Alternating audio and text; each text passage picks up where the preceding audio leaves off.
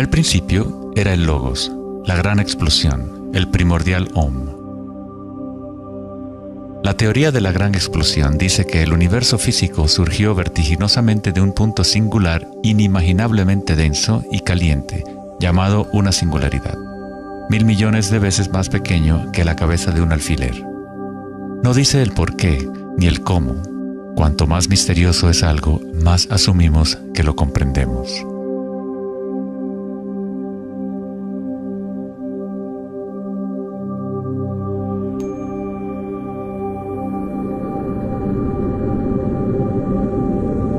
Antes se pensaba que la gravedad haría que se desacelerara eventualmente la expansión del universo, o que lo contraería en una gran implosión. Sin embargo, las imágenes del telescopio Hubble demuestran que la expansión del universo parece estar acelerándose, expandiéndose más y más desde su origen en la gran explosión. De alguna manera, hay más masa en el universo de la cual la física había predicho. Para justificar la masa perdida, los físicos dicen ahora que el universo está compuesto de solamente 4% de materia atómica, o lo que nosotros consideramos materia normal. 23% del universo es materia oscura y 73% es energía oscura, lo cual antes pensábamos que era espacio vacío. Es como un sistema nervioso invisible que recorre el universo conectando todas las cosas.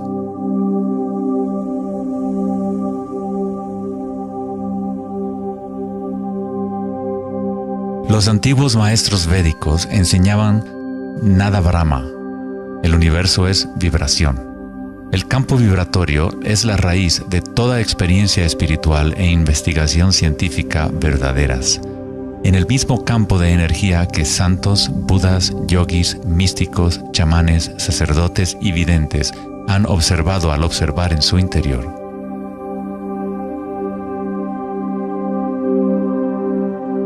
Se le ha denominado Akasha, el primordial Om, la red de joyas de Indra, la música de las esferas y miles de otros nombres a través de la historia.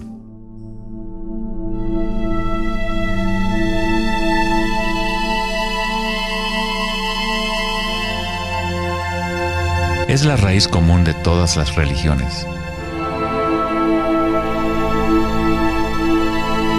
Y el vínculo entre nuestros mundos interiores y exteriores.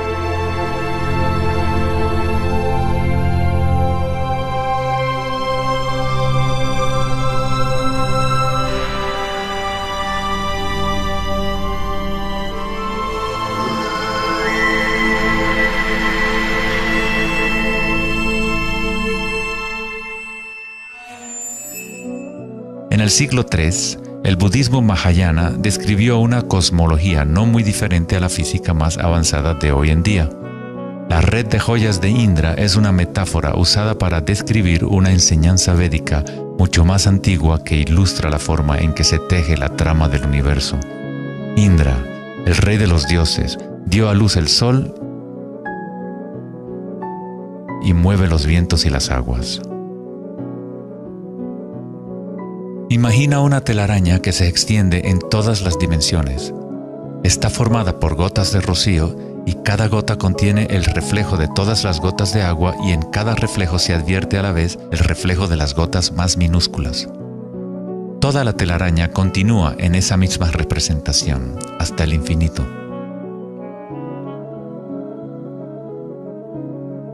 La red de Indra podría ser descrita como un universo holográfico, donde hasta el más mínimo rayo de luz contiene el patrón completo de la totalidad. Se hace referencia a veces al científico serbio-americano Nikola Tesla como el hombre que inventó el siglo XX. Tesla fue el responsable del descubrimiento de la electricidad de corriente alterna y muchos otros inventos que ahora son parte de la vida cotidiana.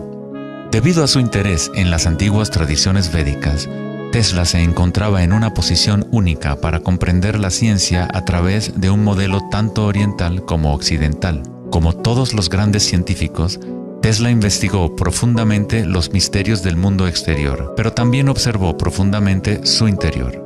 Al igual que los antiguos yogis, Tesla utilizó el término akasha para describir el sentido etéreo que se extiende a lo largo de todo. Tesla estudió con Swami Vivekananda, un yogi que trajo las enseñanzas antiguas de India al occidente. En las enseñanzas védicas, akasha es el espacio en sí, el espacio que los otros elementos llenan, que existe simultáneamente con la vibración. Son inseparables. Akasha es el yin del yang del prana.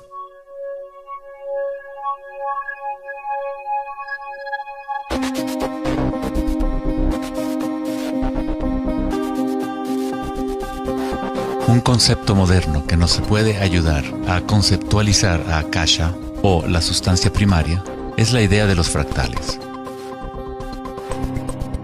No fue sino hasta la década de los 80 que los avances en las computadoras nos permitieron visualizar y reproducir en realidad matemática los patrones de la naturaleza.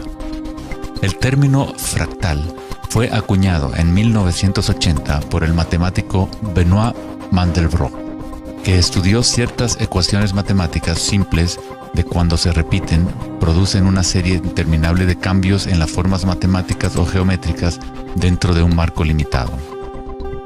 Son limitadas, pero al mismo tiempo infinitas. Un fractal es una forma geométrica aproximada que se puede dividir en partes, cada una de las cuales es aproximadamente del tamaño de una copia reducida del patrón completo, una propiedad llamada autosemejanza. Los fractales de Mandelbrot han sido llamados las huellas digitales de Dios.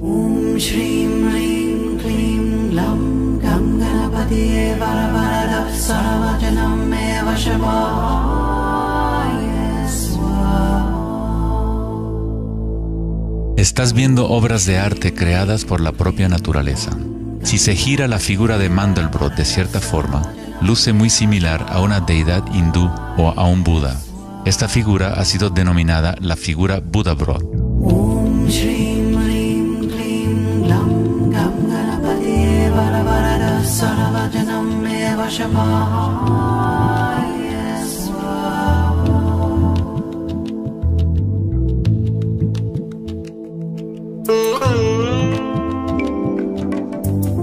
Si nos fijamos en algunas formas de arte y arquitectura antigua, veremos que los humanos hemos asociado la belleza y lo sagrado con patrones fractales desde hace ya mucho tiempo.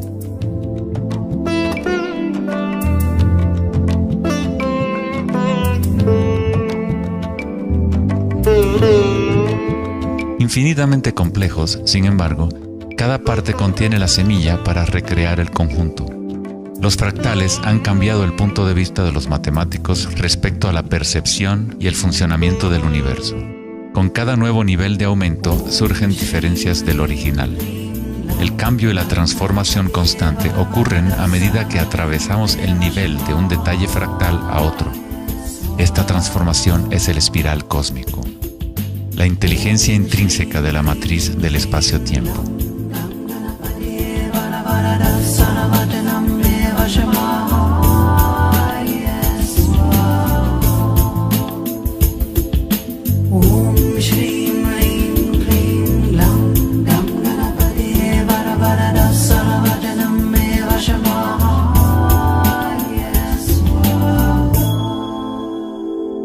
Los fractales son caóticos en su esencia, contienen ruido y orden.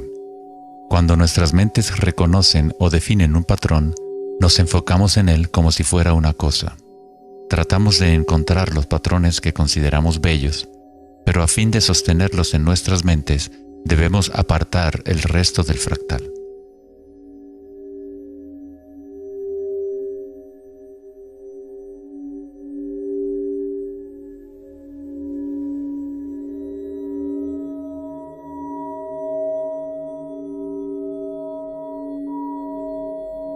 Comprender un fractal con los sentidos es limitar su movimiento. Toda la energía del universo es neutral, atemporal y carece de dimensiones. Nuestra propia creatividad y la capacidad de reconocimiento de patrones es la relación entre el microcosmos y el macrocosmos. el mundo eterno de las ondas y el sólido mundo de las cosas. La observación es un acto de creación a través de las limitaciones inherentes del pensamiento. Estamos creando la ilusión de solidez de las cosas al etiquetarlas y nombrarlas. El filósofo Kierkegaard dijo: si me nombras, me niegas. Al darme un nombre, una etiqueta, niegas las otras posibilidades que yo podría ser. Encasillas a la partícula en ser una cosa, al nombrarla, al concretarla, pero al mismo tiempo la estás creando, la defines para que exista. La creatividad es nuestra naturaleza más elevada. Con la creación de las cosas viene el tiempo, lo cual crea la ilusión de solidez.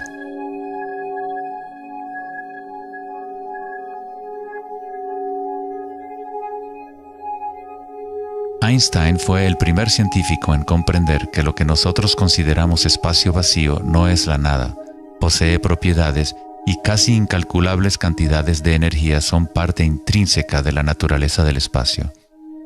El famoso físico Richard Feynman dijo en una ocasión: hay suficiente energía en un solo metro cúbico de espacio para hervir todos los océanos del mundo.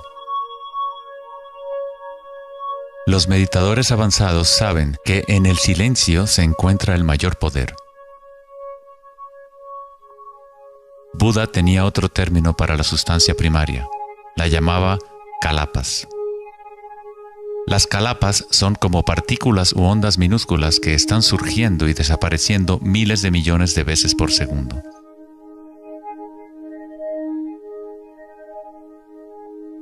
En ese sentido, la realidad es como una serie de cuadros en una cámara holográfica moviéndose rápidamente para crear la ilusión de continuidad.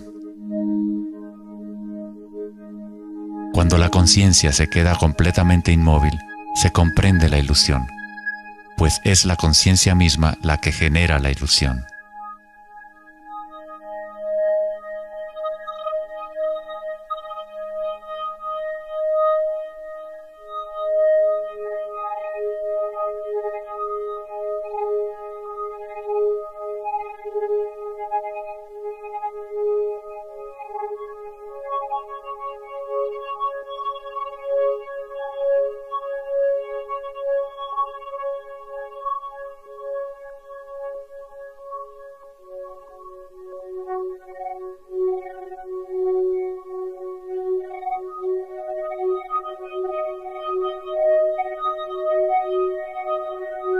En las tradiciones antiguas orientales se sabía desde hace miles de años que todo es vibración.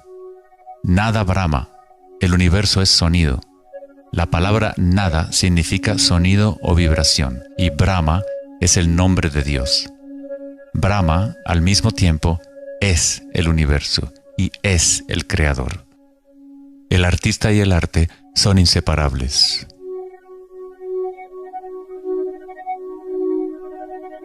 En los Upanishads, uno de los más antiguos registros de los seres humanos en la antigua India, se dice que Brahma, el creador, estaba sentado sobre una flor de loto, abrió los ojos y el mundo surgió.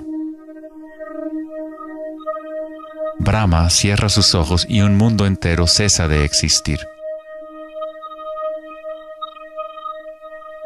Algunos místicos, yogis y sabios han sostenido que hay un campo a nivel de la raíz de la conciencia, el campo akáshico o los registros akáshicos, donde toda la información, todas las experiencias pasadas, presentes y futuras existen ahora y siempre. Es este campo o matriz de la que surgen todas las cosas. Desde las partículas subatómicas, las galaxias, las estrellas, los planetas y toda la vida.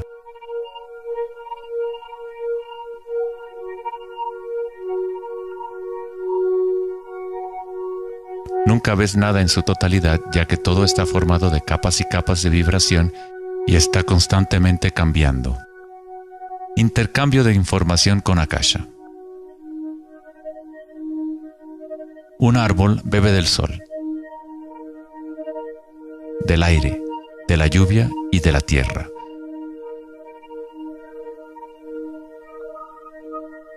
Un mundo de energía entra y sale de esta cosa llamada árbol.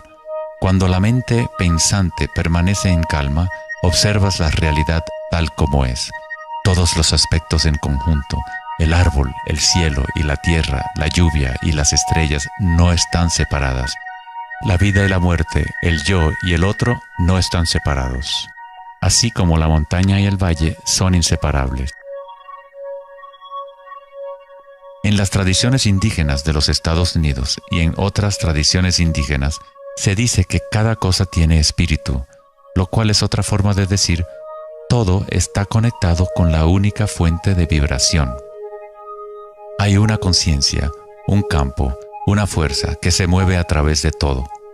Este campo no está aconteciendo a tu alrededor, sino a través de ti y en calidad de tu esencia. Tú eres la U en la palabra universo. Eres los ojos con los cuales la creación se observa a sí misma. Cuando te despiertas de un sueño, te das cuenta que todo lo del sueño era parte de ti. Tú lo estabas creando. Es igual para lo que llamamos la vida real. Cada uno y cada cosa eres tú. La única conciencia mirando a través de cada ojo, bajo cada roca,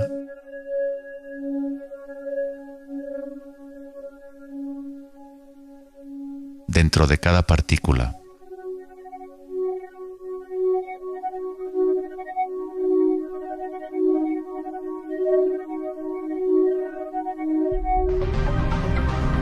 Los investigadores internacionales del CERN, el Laboratorio Europeo de Física de Partículas, están buscando este campo que se extiende a lo largo de todas las cosas. Pero en lugar de mirar hacia adentro, miran al mundo físico externo. Científicos del laboratorio CERN en Ginebra, Suiza, anunciaron que habían encontrado el bosón de Higgs, o la partícula de Dios.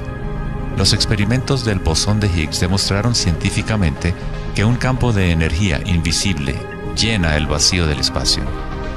El gran colisionador de hadrones del CERN consiste en un anillo de 17 millas de circunferencia en la que dos haces de partículas corren en direcciones opuestas, convergiendo y estrellándose casi a la velocidad de la luz. Los científicos observan lo que surge de las violentas colisiones. El modelo estándar no puede explicar cómo las partículas obtienen su masa. Todo parece estar compuesto de vibraciones, pero no hay ninguna cosa que esté siendo vibrada. Es como si hubiera un bailarín invisible, una sombra, danzando oculta en el valle del universo. Los demás bailarines siempre han danzado alrededor de este bailarín oculto. Hemos observado la coreografía, pero hasta ahora no podíamos ver el bailarín.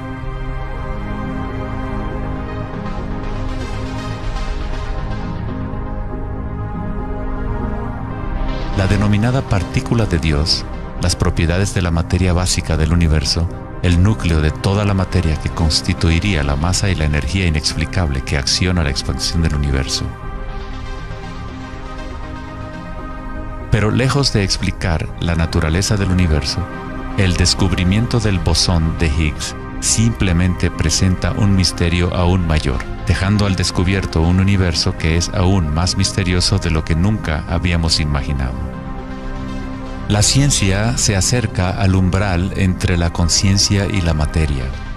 El ojo con el cual observamos el campo primordial y el ojo con el cual el campo nos observa son uno y el mismo.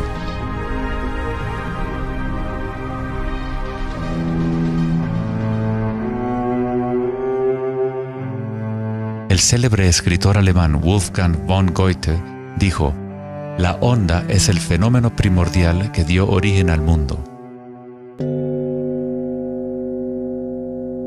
La simática es el estudio del sonido visible. La palabra simática proviene de la raíz griega kuma, que significa onda o vibración.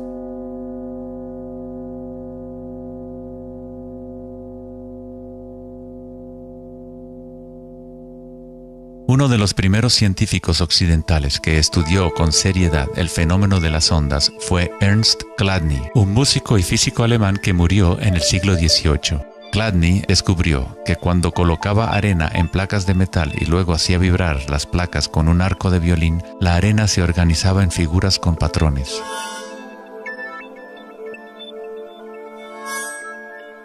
Diferentes formas geométricas aparecían dependiendo de la vibración producida. Chladni registró un catálogo completo de estas formas que se conocen como las figuras de Chladni. Muchos de estos patrones se pueden encontrar en todo el mundo de la naturaleza. Es el caso de las marcas distintivas de la tortuga o los patrones de manchas del leopardo.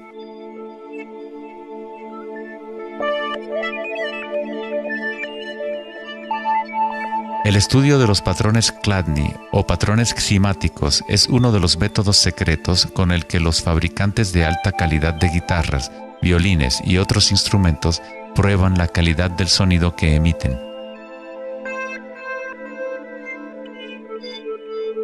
Hans Jenny expandió el trabajo de Chladni en los años 60 usando varios líquidos y amplificación electrónica para generar frecuencias de sonido, y así acuñó el término cimática. Si se envían ondas sinusoidales simples a través de un recipiente con agua, se pueden ver los patrones en el agua. Dependiendo de la frecuencia de la onda, aparecerán diferentes patrones de ondas. Cuanto más elevada sea la frecuencia, más complejo será el patrón. Estas formas son repetibles, no aleatorias. Cuanto más observas, más empiezas a ver cómo la vibración organiza la materia en formas complejas que comenzaron en simples ondas repetitivas. Esta vibración de agua tiene un patrón similar a un girasol.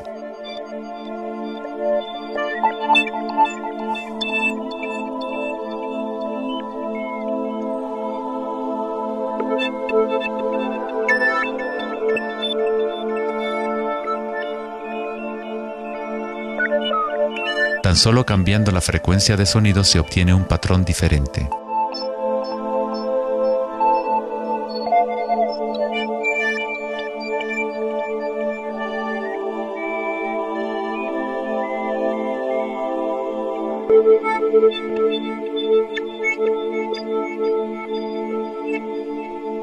El agua es una sustancia muy misteriosa, es altamente impresionable.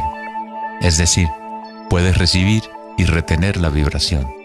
Debido a su capacidad y sensibilidad de resonancia elevada y a su disposición interna para resonar, el agua responde instantáneamente a todos los tipos de ondas acústicas. Agua y tierra vibrante constituyen la mayoría de la masa en las plantas y los animales. Es fácil observar cómo simples vibraciones en el agua pueden crear patrones reconocibles naturales, pero a medida que agregamos sólidos y aumentamos la amplitud, las cosas se ponen aún más interesantes. Al añadir almidón de maíz al agua, obtenemos fenómenos más complejos.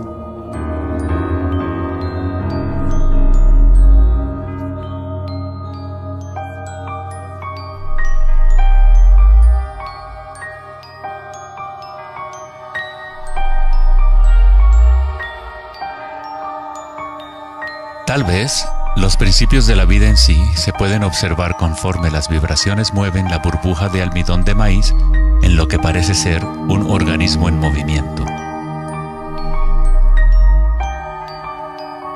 El principio que anima el universo se describe en todas las grandes religiones usando las palabras que reflejan los conocimientos de ese momento en la historia.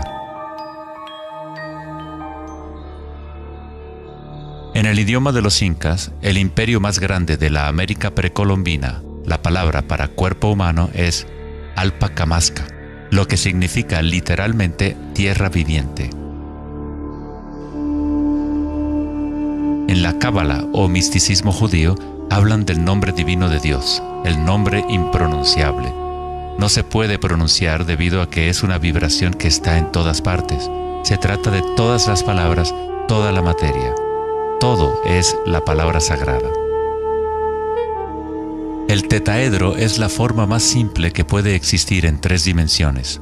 Algo debe tener por lo menos 4 puntos para tener realidad física. La estructura del triángulo es el único patrón de la naturaleza que se autoequilibra.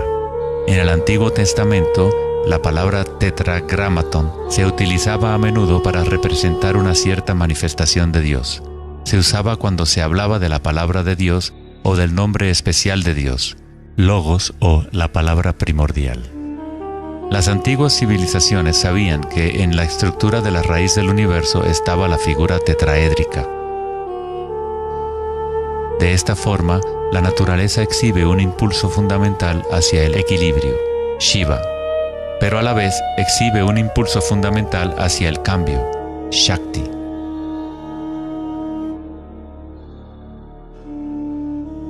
En la Biblia, el Evangelio de Juan dice comúnmente, en el principio era la palabra, pero en el texto original el término utilizado fue logos.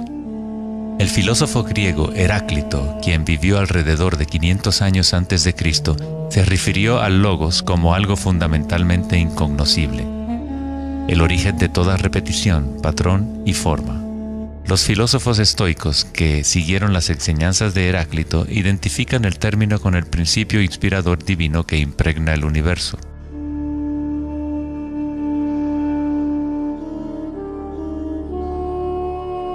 En el sufismo, el logos está en todas partes y en todas las cosas.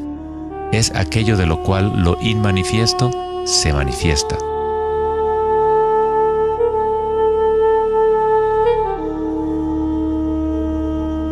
En la tradición hindú, Shiva Nataraja significa literalmente Señor de la danza. El cosmos entero danza al tambor de Shiva. Todo está imbuido o impregnado con la pulsación.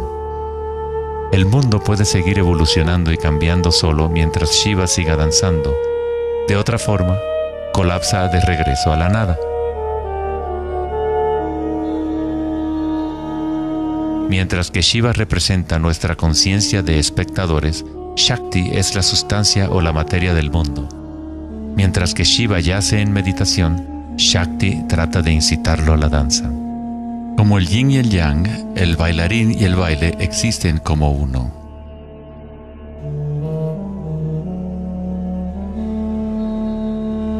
Logos también significa verdad inocultable. Aquel que conoce el logos, conoce la verdad. Existen muchas capas de encubrimiento en el mundo humano como consecuencia de los múltiples giros de Akasha hasta convertirse en estructuras complejas que ocultan la fuente de sí misma. Como un juego divino de las escondidas, nos hemos ocultado desde hace miles de años y eventualmente nos hemos olvidado por completo del juego. De alguna forma, nos olvidamos que había algo que encontrar. En el budismo se enseña a través de la meditación a percibir directamente el logos, el campo del cambio o impermanencia en nuestro interior. Cuando observas tu mundo interior, observas las sensaciones y energías más sutiles conforme la mente se concentra y se enfoca.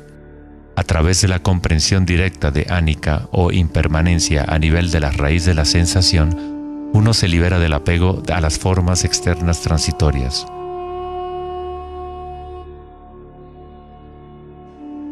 Una vez que tomamos conciencia de que hay un campo vibratorio que es la raíz común de todas las religiones, ¿cómo podemos decir mi religión? O este es mi Om primordial, mi campo cuántico.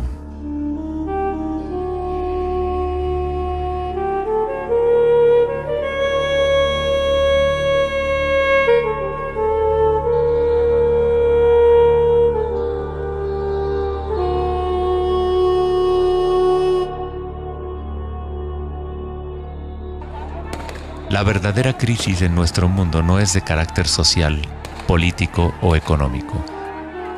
Nuestra crisis es una crisis de conciencia, la incapacidad de experimentar directamente nuestra verdadera naturaleza. La incapacidad de reconocer esto en todo el mundo y en todas las cosas.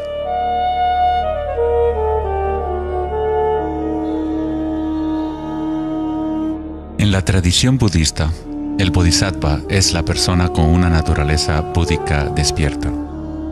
Un bodhisattva se compromete a ayudar a despertar a cada ser en el universo, comprendiendo que solo hay una conciencia.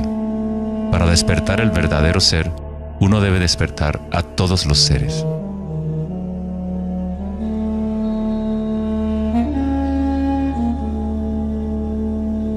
Existen innumerables seres conscientes en el universo a quienes me comprometo a ayudar a despertar. Mis imperfecciones son inagotables. Prometo vencerlas todas. El Dharma es inescrutable. Me comprometo a conocerlo. El camino a despertar es inalcanzable. Me comprometo a alcanzarlo.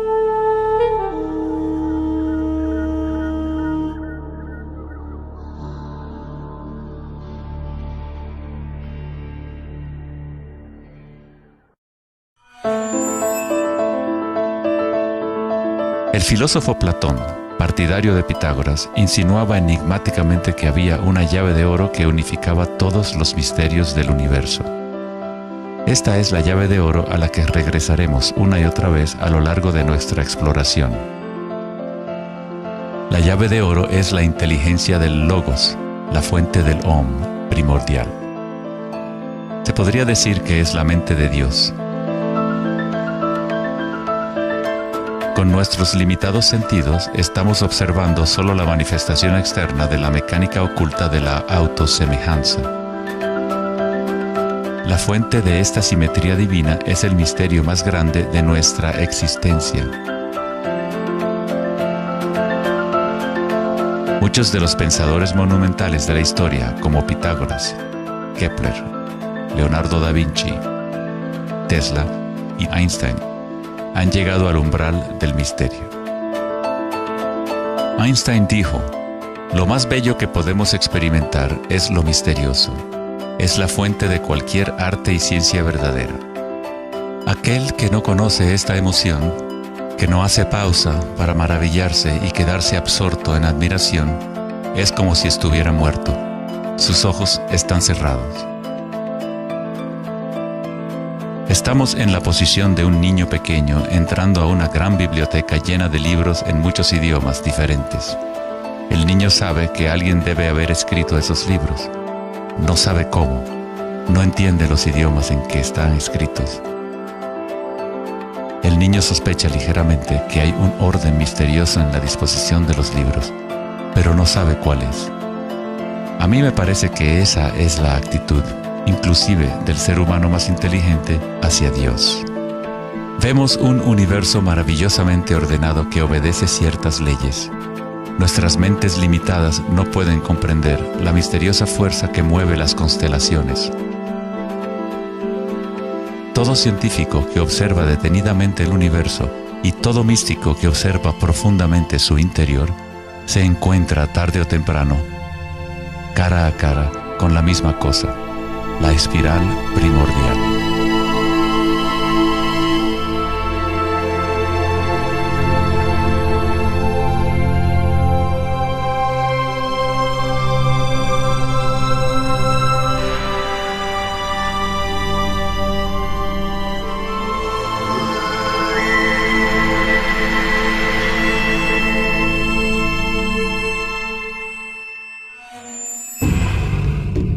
Mil años antes de la creación del antiguo observatorio de Stonehenge, la espiral era un símbolo predominante en la Tierra. Las espirales antiguas se pueden encontrar por todas partes del mundo. Miles de espirales antiguas como estas se pueden encontrar en toda Europa, Nuevo México y Utah en Estados Unidos, Australia, China y Rusia, en virtualmente todas las culturas indígenas de la Tierra. Las espirales antiguas simbolizan el crecimiento, la expansión y la energía cósmica encarnada en el Sol y en el cielo. La forma espiral refleja el macrocosmos del universo mismo revelándose. En las tradiciones indígenas, la espiral es la fuente energética, la madre primordial. Las espirales neolíticas de Newgrange, Irlanda, se remontan a 5000 años.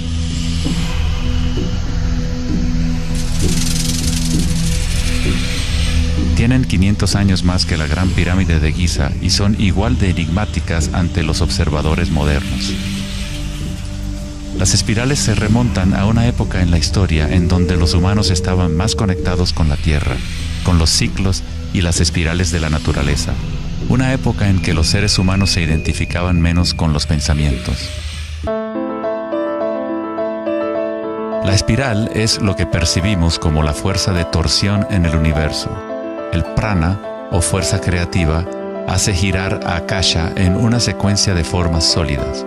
Se encuentra en todos los niveles entre el macrocosmos y el microcosmos, desde las galaxias espirales hasta los sistemas meteorológicos, el agua en tu bañera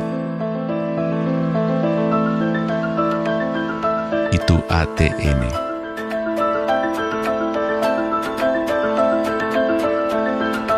En la experiencia directa de tu propia energía, la espiral primordial no es una idea, sino más bien lo que hace posible toda condición e idea.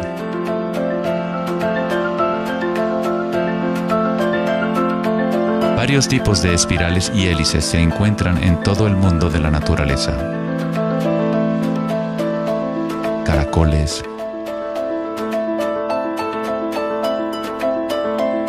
corales marinos,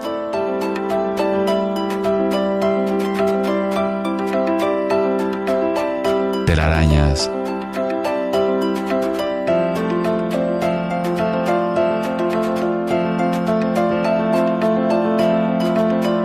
fósiles.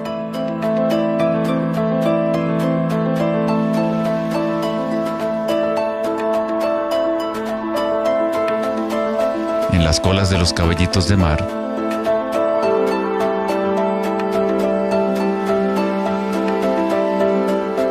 y en las conchas. Muchas espirales en la naturaleza se pueden observar como espirales logarítmicas o espirales en crecimiento. A medida que avanzas desde el centro de la espiral, las secciones son exponencialmente más grandes.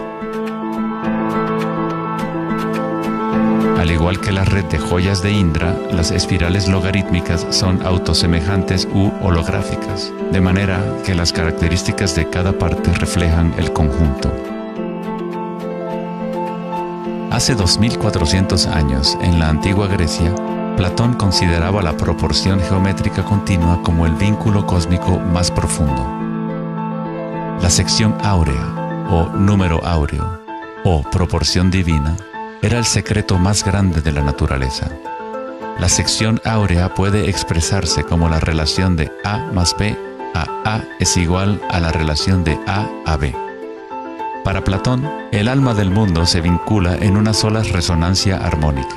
El mismo patrón pentagonal que existe en una estrella de mar o en una rebanada de quimbombo se puede observar en la trayectoria del planeta Venus trazada en el cielo nocturno durante un periodo de 8 años.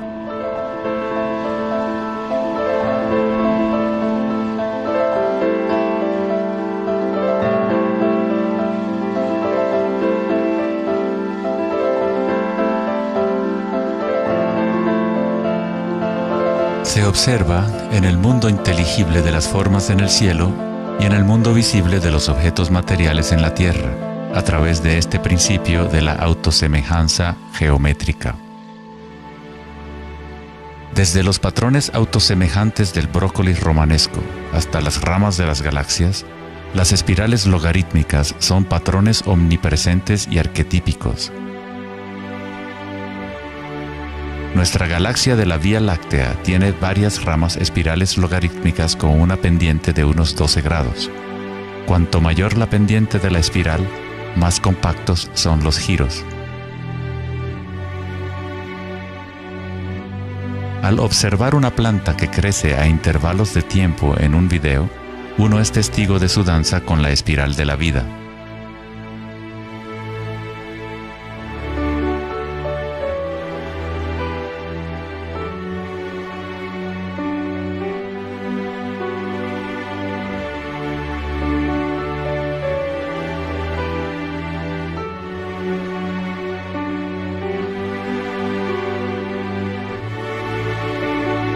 Una espiral dorada es una espiral logarítmica que crece hacia afuera, siguiendo el factor de la sección áurea. La sección áurea es una relación matemática especial que aparece una y otra vez en la naturaleza. El patrón que se observa a continuación se denomina la serie de Fibonacci o la secuencia de Fibonacci.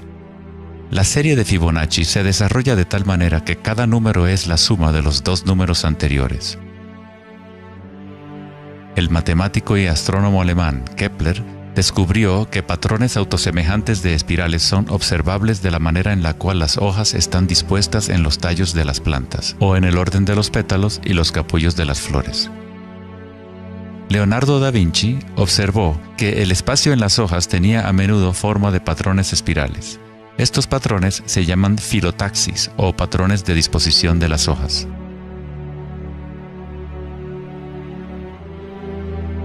La disposición filotaxis se puede observar en los nucleótidos independientes del ADN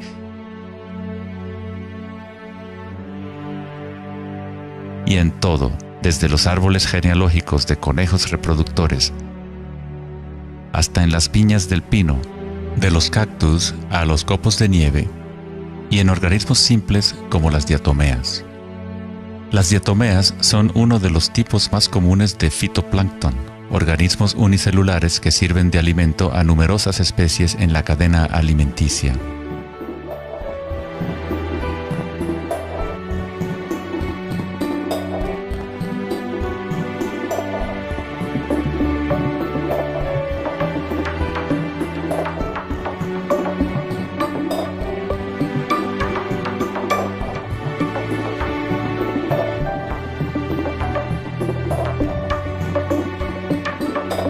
¿Cuánta matemática debes saber para ser un girasol o una abeja? La naturaleza no consulta al departamento de física para producir un brócoli. La estructura en la naturaleza ocurre automáticamente. Los científicos en el campo de la nanotecnología utilizan el término autoensamblaje para describir la forma en la cual se forman los complejos, como en la fase inicial de la formación hexagonal de ADN. En la ingeniería de la nanotecnología, los nanotubos de carbono se componen de una disposición similar de materiales.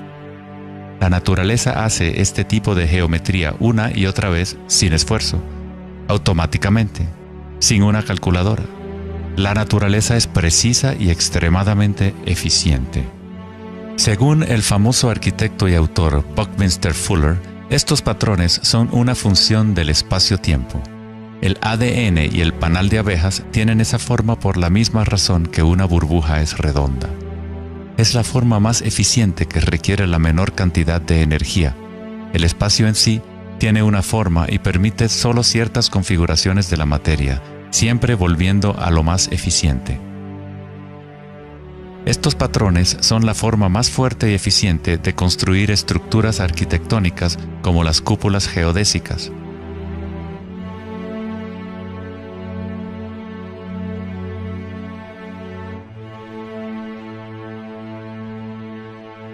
Los patrones de espirales logarítmicas permiten la exposición máxima de las plantas a los insectos para la polinización.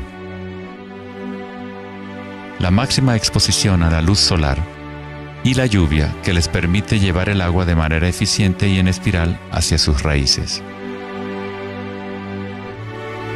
Las aves rapaces utilizan el patrón de espiral logarítmica para acechar a su próxima presa. Volar en espiral es la forma más eficiente de cazar.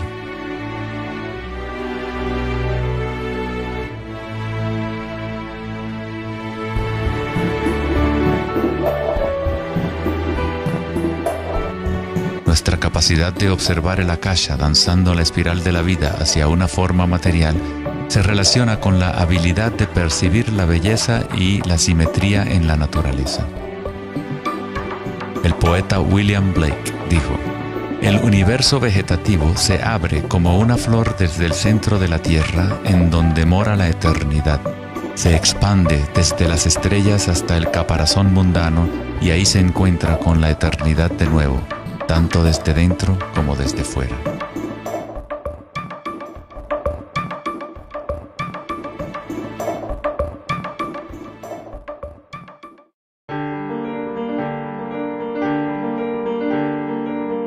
estudio de los patrones en la naturaleza no es algo familiar en el mundo occidental, pero en la antigua China, esta ciencia es conocida como Li.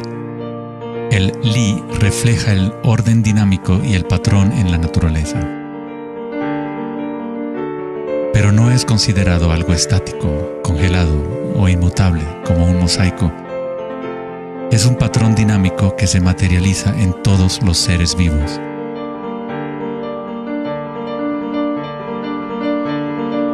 Las arterias de las hojas, las marcas de las tortugas y los patrones de vetas en las rocas son todas expresiones del lenguaje secreto de la naturaleza y del arte.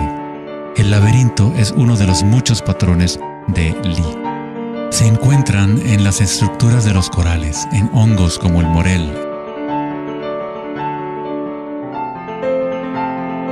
en coles y en el cerebro humano. El patrón celular es otro patrón común en la naturaleza. Existe una gran variedad de diferentes estructuras celulares, pero todas tienen un orden similar definido según su propósito y función.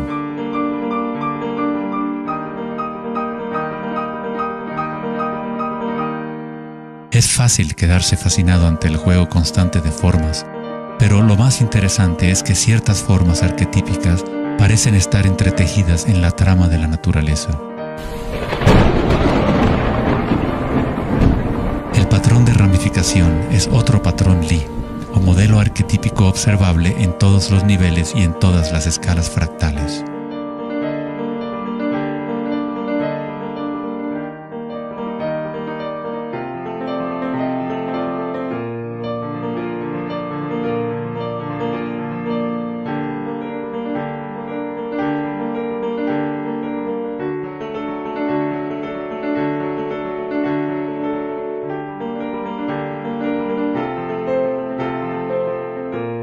Tomemos, por ejemplo, esta imagen increíble de una simulación de computadora conocida como la simulación del milenio, que muestra la distribución de la materia oscura en el universo local. Fue creada por Max Planck Society en Alemania. La materia oscura es lo que antes considerábamos espacio vacío. Es como un sistema nervioso invisible que recorre todo el universo.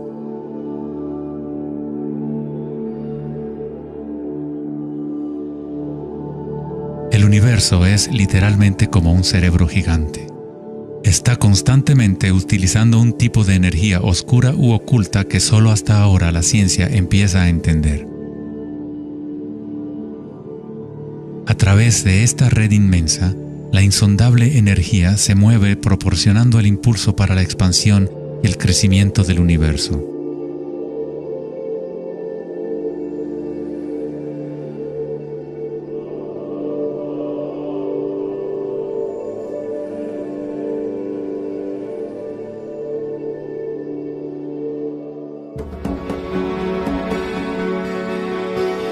La naturaleza crea patrones de ramificación automáticamente cuando creamos las condiciones adecuadas. La naturaleza es una máquina generadora de arte o un motor creador de belleza. Aquí, la electricidad se utiliza para hacer crecer las ramas de cristal plata. El metraje es en intervalos de tiempo a medida que crecen durante varias horas. Los cristales se forman sobre el cátodo de aluminio cuando los iones se depositan por electrólisis a partir de una solución de nitrato de plata. La formación es autoorganizadora. Estás viendo arte generado por la propia naturaleza. Johann Wolfgang von Goethe dijo: "La belleza es una manifestación de las leyes secretas de la naturaleza, que de otra manera estarían ocultas para nosotros por siempre".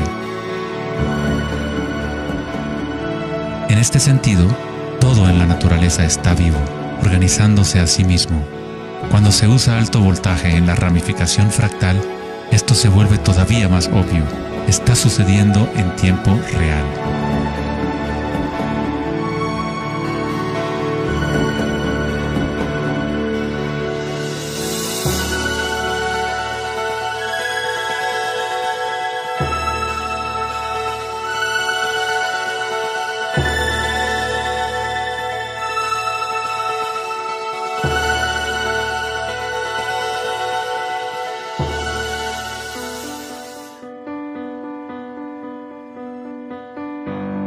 cuerpo humano se encuentran patrones y estructuras ramificadas por todas partes. Son, por supuesto, el sistema nervioso de la medicina occidental. Pero en la medicina china, ayurvédica y tibetana, los meridianos de energía son un componente esencial para entender cómo funciona el cuerpo. Los nadis o meridianos de energía forman estructuras ramificadas. Una autopsia no revelará los chakras o nadis, pero eso no quiere decir que no existen. Es necesario refinar las herramientas que usamos para poder observar. En primer lugar, debes aprender a acallar tu mente. Solo entonces podrás ver estas cosas primero en tu interior. En la teoría eléctrica, cuanta menos resistencia haya en un cable, más fácilmente puede transportar energía. Al cultivar la ecuanimidad a través de la meditación, se crea un estado de no resistencia en tu cuerpo. Prana o chi, o energía interna, es simplemente tu vitalidad interior. Lo que sientes cuando tomas conciencia desde el interior del cuerpo. Los hilos sutiles de tu cuerpo que transportan el prana, los nadis, logran mover más y más energía pránica a través de los chakras. El cableado se hace más fuerte a medida que lo usas, pues permites que la energía fluya. Donde quiera que haya conciencia, el chi o energía comenzará a fluir y prosperarán las conexiones físicas. En el sistema nervioso y el cerebro, los patrones físicos de cableado se establecen por repetición. Si prestas atención continuamente a lo que está en tu interior y reduces la resistencia a las sensaciones que están experimentando, incrementas tu capacidad energética.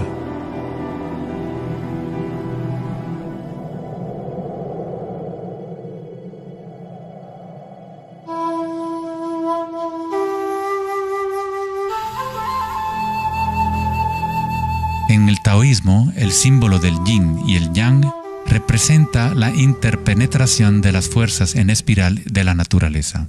El yin y el yang no son dos y no es uno. El antiguo concepto del ara está representado por un yin y yang o remolino en espiral. Es el centro de energía localizado en el abdomen, debajo del ombligo. Ara significa literalmente mar u océano de energía. En China, el ara es llamado el Dantien inferior. En muchas formas de artes marciales asiáticas, se dice que el guerrero con ara fuerte es imparable. En la tradición samurái, una forma de suicidio ritual o seppuku era el harakiri.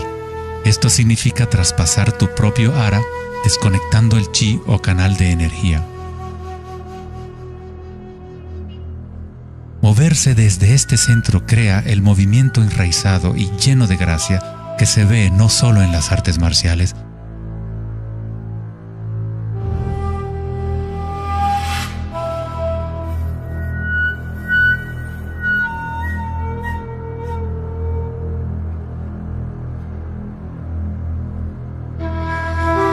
sino en grandes golfistas,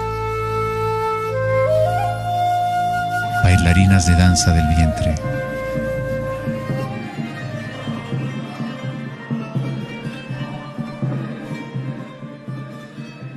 Y derviches giradores sufíes.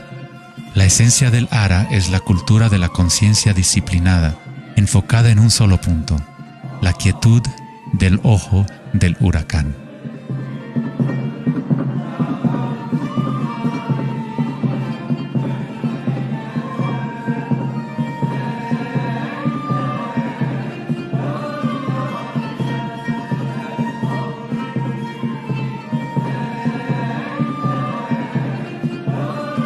Es el instinto de nuestras entrañas con relación a nuestra propia fuente de energía.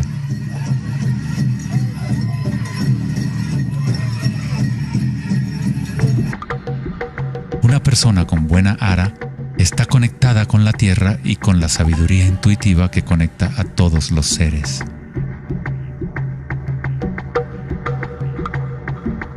Pensar con tu vientre, el ara de Kengasai, es conectarte con tu sabiduría interior.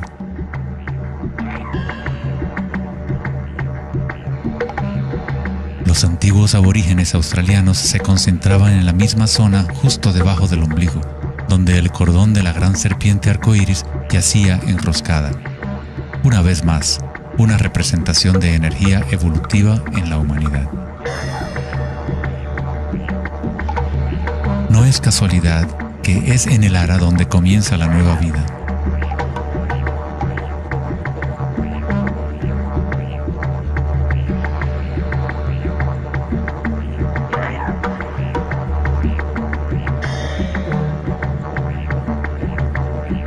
El sistema nervioso entérico, a veces llamado cerebro intestinal, es capaz de mantener una matriz compleja de conexiones similares a las del cerebro en la cabeza, con sus propias neuronas y neurotransmisores. Puede actuar de forma autónoma, es decir, con su propia inteligencia.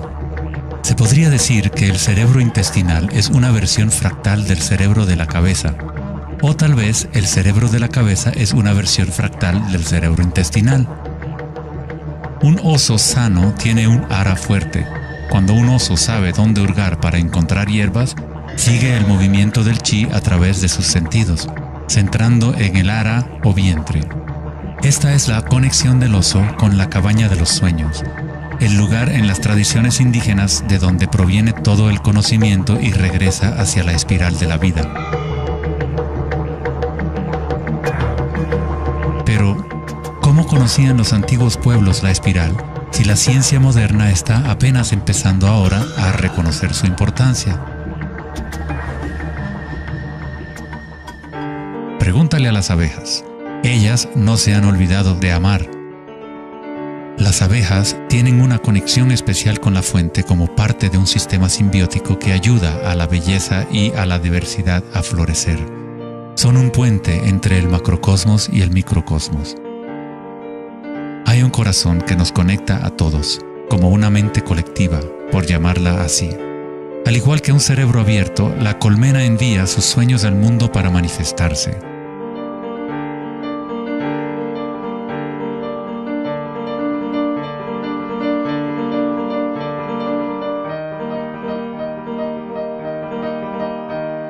En la naturaleza, muchas criaturas saben cómo actuar en el unísono para moverse con un solo espíritu, en una sola dirección.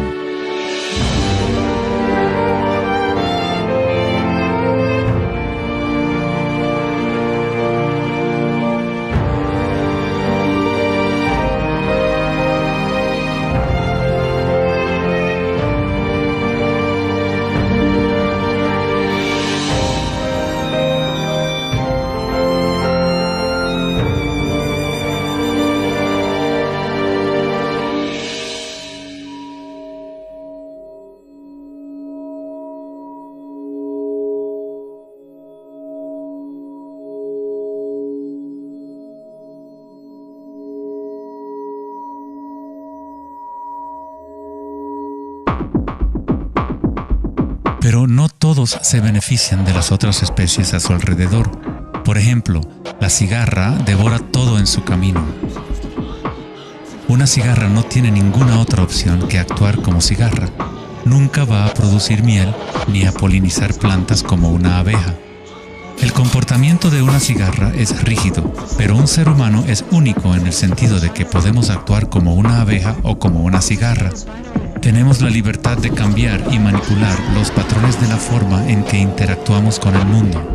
Podemos existir en simbiosis o como parásitos.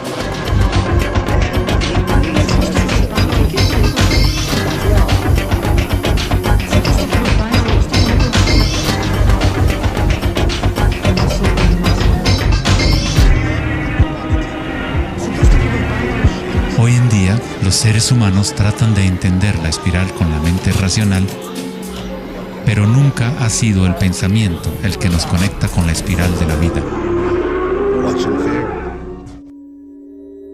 Siempre hemos estado conectados.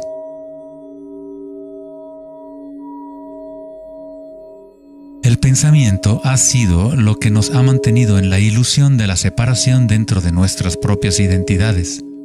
El pensamiento es la creación de la separación, la experiencia de limitación. Cuanto más nos alineamos con el pensamiento, más nos alejamos de la fuente.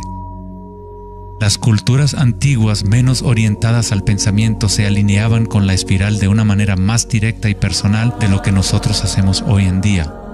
En la antigua India, el Kundalini es una representación de la propia energía interior que se mueve a lo largo de la columna vertebral en un patrón en forma de serpiente o hélice. En las antiguas tradiciones yogis de la India, los mundos interiores de las personas de la época se comparaban con las culturas que se centraban en el ara. Equilibrar el poder de la espiral con la quietud propia de la observación de tu conciencia es alinearte con tu pleno potencial evolutivo, para florecer como el ser original y multifacético que fuiste concebido. Ida, el femenino o canal lunar, está conectado al cerebro derecho y Pingala, el canal masculino o solar, está conectado al cerebro izquierdo. Cuando estos dos canales están en equilibrio, la energía fluye hasta un tercer canal, Sushumna, en el centro de la columna vertebral, energizando los chakras y desbloqueando nuestro pleno potencial evolutivo. La palabra chakra es una antigua palabra sánscrita que significa rueda de energía. El Kundalini es nada menos que la espiral primordial que, como una danza, hace emerger tu vida humana a la existencia. Es un orden diferente de energía al que normalmente conocemos, como un puente de materia bruta para las energías más sutiles. Tú eres ese puente. El Kundalini no es una energía que pueda ser forzada a través de la voluntad, el esfuerzo ni la fricción. Es similar a cultivar una flor. Todo lo que podemos hacer como buenos jardineros es preparar la tierra y las condiciones adecuadas y luego dejar que la naturaleza siga su curso. Si obligas a una flor a florecer prematuramente, la destruyes. La flor crece con su propia inteligencia, con su propia guía de organización. La mentalidad egoica que se obsesiona con el mundo exterior es lo que te impide experimentar tu verdadera naturaleza vibratoria. Cuando la conciencia se vuelca hacia el interior, se asemeja a los rayos del sol y comienza a florecer el loto interior. Conforme el Kundalini despierta en nuestro interior, comenzamos a notar el distintivo de la espiral en todas las cosas. En todos los patrones internos y externos, esta espiral es el vínculo entre nuestros mundos interiores y exteriores.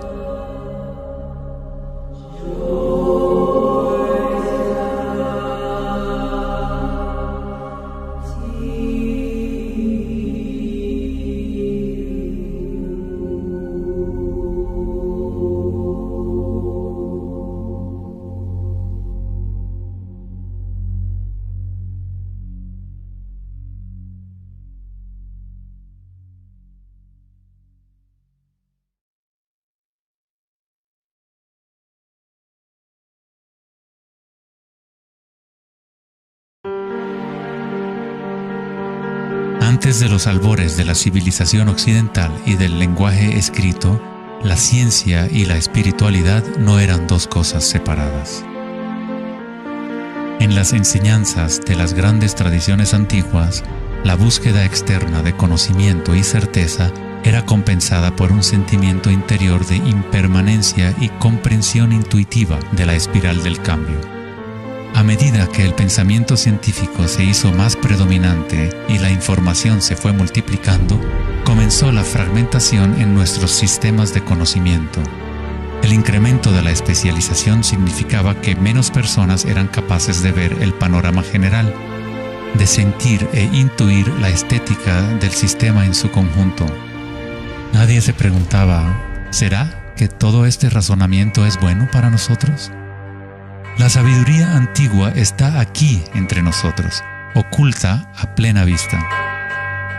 Pero estamos demasiado preocupados con nuestros pensamientos como para reconocerla. Esta sabiduría olvidada es la manera de restablecer el equilibrio entre lo interno y lo externo, el yin y el yang, entre la espiral del cambio y la quietud de nuestro centro.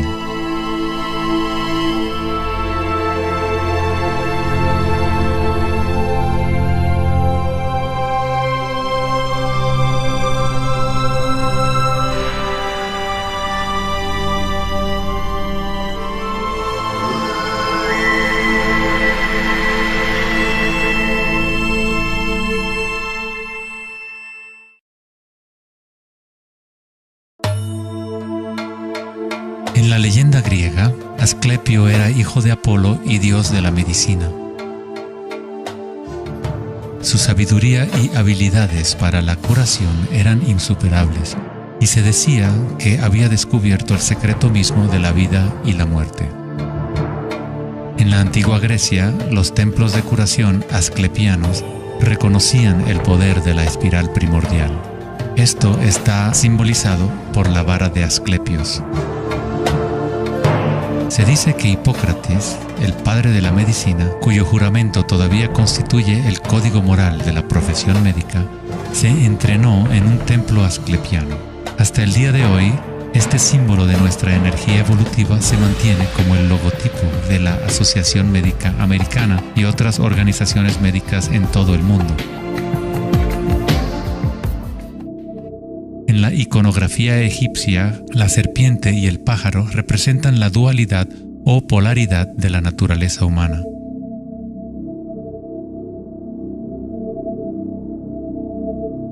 La serpiente en dirección descendiente es la espiral manifestada y la energía evolutiva del mundo.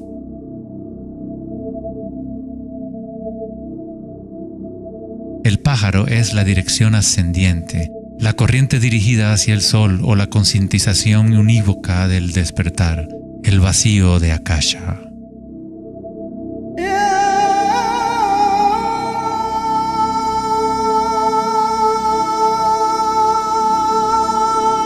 Faraones y dioses son representados con su energía despierta, en donde la serpiente Kundalini asciende por la columna vertebral y traspasa el chakra ajna entre los ojos. Esto se denomina el ojo de Horus. En la tradición hindú, el bindi también representa el tercer ojo, la conexión divina con el espíritu.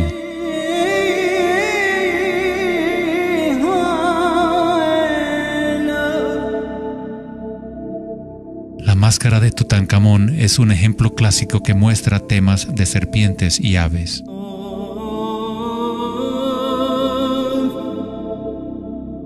Las tradiciones mayas y aztecas combinan a la serpiente y al pájaro en un solo dios, Quetzalcóatl o Kukulcán. El dios de la serpiente alada representa la conciencia evolutiva despierta o el Kundalini despierto. La persona que despierta a Quetzalcóatl en su interior es una manifestación viviente de lo divino. Se dice que Quetzalcóatl o la energía de la serpiente regresará al final de los tiempos.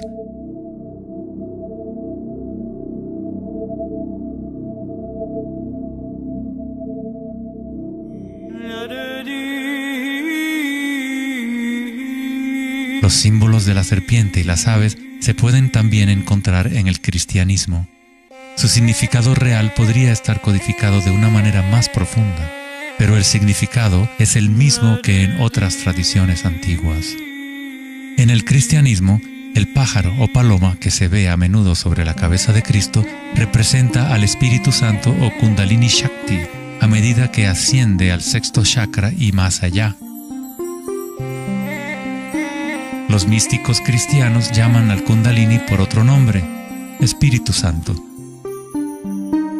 En Juan 3:14 dice: así como Moisés levantó la serpiente en el desierto, así también es necesario que el Hijo del Hombre sea levantado. Jesús y Moisés despertaron su energía Kundalini, trayendo el despertar de la conciencia a las fuerzas inconscientes reptilianas que rigen los deseos del ser humano. Se dice que Jesús pasó 40 días y 40 noches en el desierto, durante los cuales fue tentado por Satanás. De igual forma, Buda fue tentado por Mara cuando estaba sentado en busca de la iluminación bajo el árbol Bodhi o árbol de la sabiduría. Tanto Cristo como Buda tuvieron que alejarse de la tentación de los placeres sensoriales y mundanos.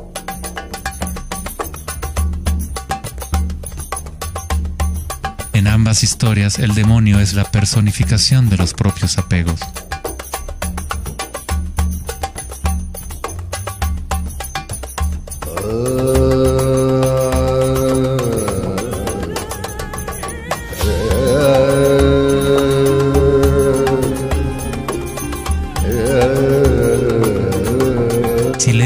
historia de Adán y Eva a través de la luz de las tradiciones védicas y egipcias, descubrimos que la serpiente que vigila el árbol de la vida es el Kundalini. La manzana representa el encanto y la tentación del mundo sensorial externo. Distrayéndonos del conocimiento del mundo interior, del árbol del conocimiento interior,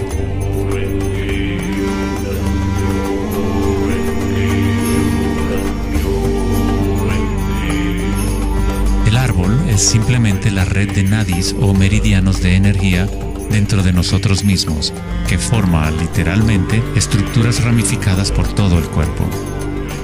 En nuestra búsqueda egoica de gratificación externa, nos hemos separado del conocimiento del mundo interior, de nuestra conexión a Akasha y a la fuente de la sabiduría.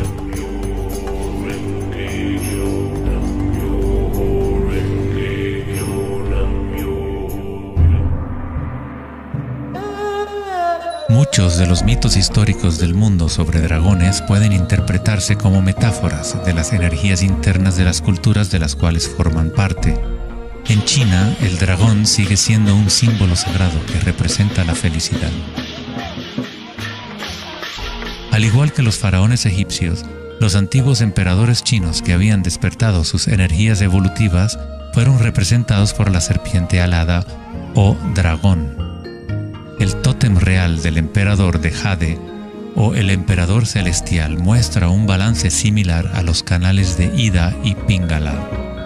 El yin y el yang del taoísmo es el despertar del centro pineal, o como lo denomina el taoísmo, el Dantien superior.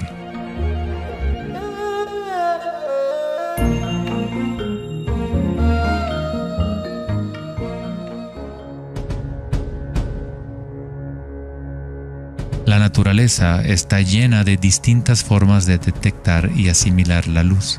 Por ejemplo, un erizo de mar puede, en verdad, ver con su cuerpo espinado que actúa como un gran ojo. Los erizos detectan la luz que ilumina sus espinas y comparan la intensidad de los rayos para tener una idea de lo que está en su entorno.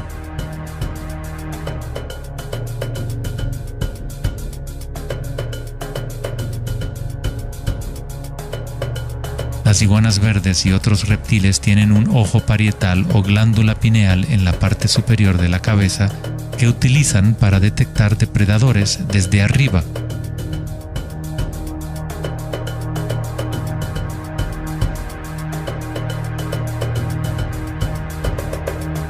La glándula pineal humana es una pequeña glándula endocrina que ayuda a regular los patrones del sueño y vigilia. A pesar de que está oculta profundamente en la cabeza, la glándula pineal es sensible a la luz. El filósofo Descartes reconoció que el área de la glándula pineal o tercer ojo era la interfase entre la conciencia y la materia. Casi todo es simétrico en el cuerpo humano. 2 ojos, 2 oídos, 2 fosas nasales. Incluso el cerebro tiene 2 hemisferios. Pero hay un área en el cerebro que no se duplica. Es el área de la glándula pineal y el centro energético que lo rodea. En un nivel físico, ahí se forman naturalmente moléculas únicas como el DMT. El DMT también se forma naturalmente en el momento del nacimiento y en el momento de la muerte, actuando literalmente como un puente único entre el mundo de los vivos y de los muertos. El DMT se produce de forma natural en los estados de meditación profunda o samadhi o a través de medios enteógenos. Por ejemplo, la ayahuasca es usada en tradiciones chamánicas de América del Sur para eliminar el velo entre los mundos internos y externos. La palabra pineal en sí tiene la misma raíz que la piña del pino, pues la glándula pineal representa un patrón espiral de filotaxis similar. Este modelo, que también conocido como flor del patrón de vida, es común en obras de arte antiguas que representan seres iluminados o despiertos. Cuando la imagen de la piña del pino se observa en formas de artes sacras, representa el despertar del tercer ojo, la conciencia unívoca que dirige el flujo de energía evolutiva. La piña del pino representa el florecimiento de los chakras superiores que se activan mientras Sushumna se eleva hasta el chakra Ajna y más allá. En la mitología griega, los seguidores de Dionisio llevaban una panícula o báculo gigante, envuelto en hojas enredadera en espiral y una piña de pino en el extremo superior. Una vez más, representa la energía de Dionisio o Kundalini Shakti, mientras asciende por la columna vertebral al cuerpo pineal del sexto chakra. En el corazón del Vaticano, tal vez esperarías ver una gigantesca escultura de Jesús o María, y en su lugar hay una estructura de piña de pino gigante, lo que indica que en la historia cristiana pudo haber habido conocimiento de los chakras y el Kundalini, pero por alguna razón se mantuvo oculto de las masas. La explicación oficial de la Iglesia es que la piña del pino es un símbolo de regeneración y representa la nueva vida en Cristo.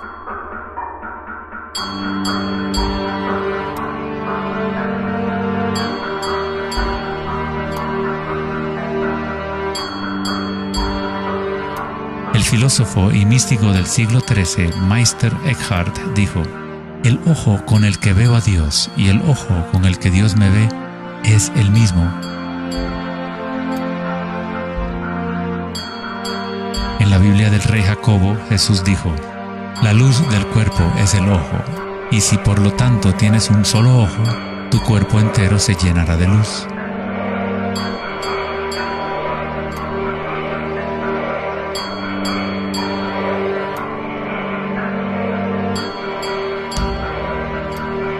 Buda dijo: "El cuerpo es el ojo". En estado de Samadhi, uno es a la vez el observador y el observado. Somos el universo consciente de sí mismo.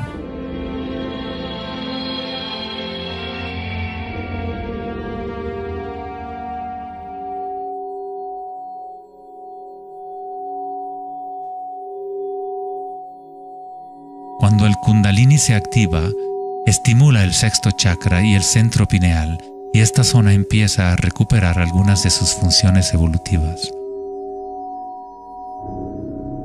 La meditación en la oscuridad ha sido utilizada durante miles de años como una forma de activar el sexto chakra en el área de la glándula pineal. La activación de este centro nos permite ver la luz interior. Ya sea el yogi proverbial o el chamán en retiro profundo en una cueva, un taoísta, un iniciado maya o un monje tibetano, todas las tradiciones incorporan un periodo de tiempo durante el cual uno entra en la oscuridad. La glándula pineal es la puerta a la experiencia directa de la propia energía sutil. El filósofo Nietzsche dijo: "Si miras fijamente al abismo durante el tiempo suficiente, eventualmente descubrirás que el abismo te mira fijamente de regreso". Los dólmenes o las antiguas tumbas en formas de pórtico se encuentran entre las estructuras más antiguas que quedan en la Tierra. La mayoría datan del periodo neolítico de 3000 a 4000 años antes de Cristo, y algunos en Europa occidental tienen 7000 años de antigüedad. El dolmen se utilizaba para entrar en meditación perpetua como una forma para los humanos de formar un puente entre el mundo exterior e interior. A medida que uno continúa meditando en la oscuridad total, eventualmente empieza a observar la energía interna o luz al activarse el tercer ojo. Los ritmos circadianos que se rigen por el sol y los canales de la luna dejan de controlar las funciones del cuerpo y se establece un nuevo ritmo.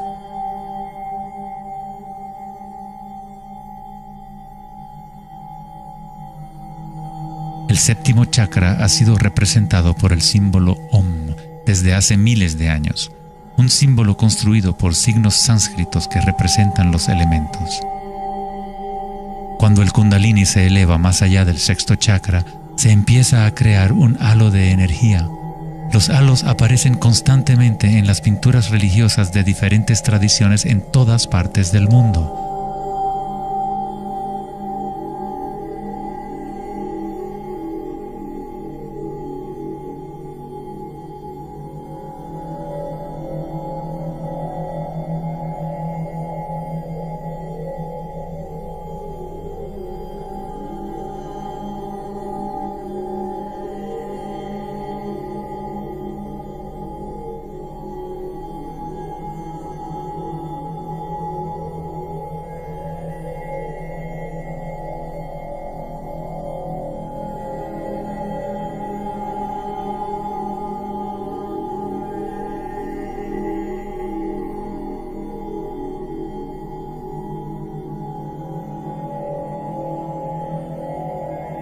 El halo, o la imagen de un distintivo energético alrededor de un ser despierto, es común en virtualmente todas las religiones, en todas partes del mundo.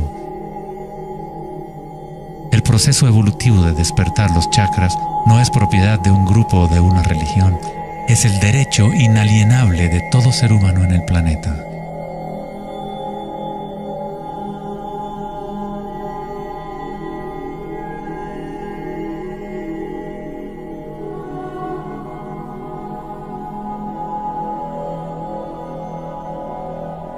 El chakra de la corona es la conexión con lo divino, aquello que está más allá de la dualidad, más allá del nombre y la forma. Akenatón fue un faraón cuya esposa era Nefertiti. Era llamado el Hijo del Sol. Él descubrió Atón, o la palabra de Dios en su interior, uniendo el Kundalini y la conciencia.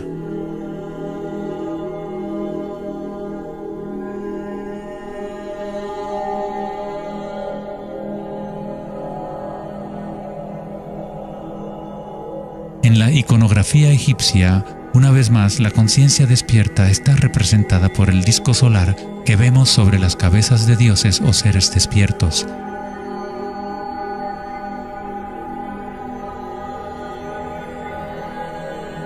En las tradiciones hindú y yógica, se denomina Sahasrara a ese halo, el loto de 1000 pétalos.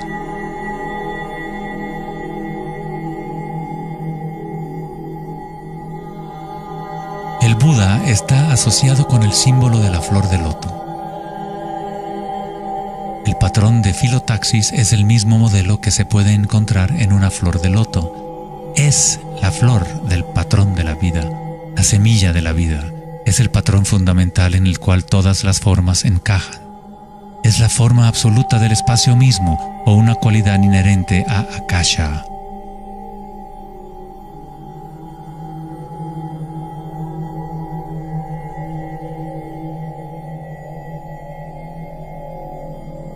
En un momento de la historia, el símbolo de la flor de la vida predominaba por toda la tierra. La flor de la vida se encuentra custodiada por leones en lugares más sagrados de China y otras partes de Asia.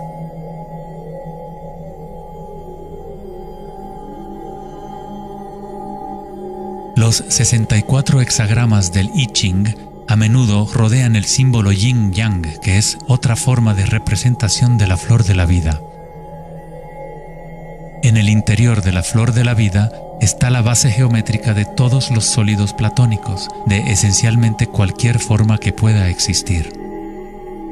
La antigua flor de la vida empieza con la geometría de la estrella de David, o triángulos con sus caras hacia arriba y hacia abajo. En tridimensional serían estructuras tetaédricas.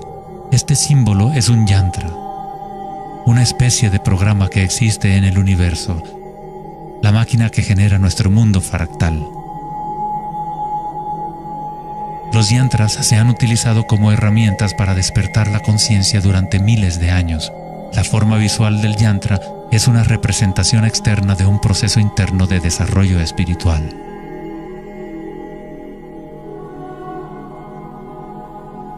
Es la música oculta del universo hecha visible, compuesto por la intersección de formas geométricas y patrones de interferencia.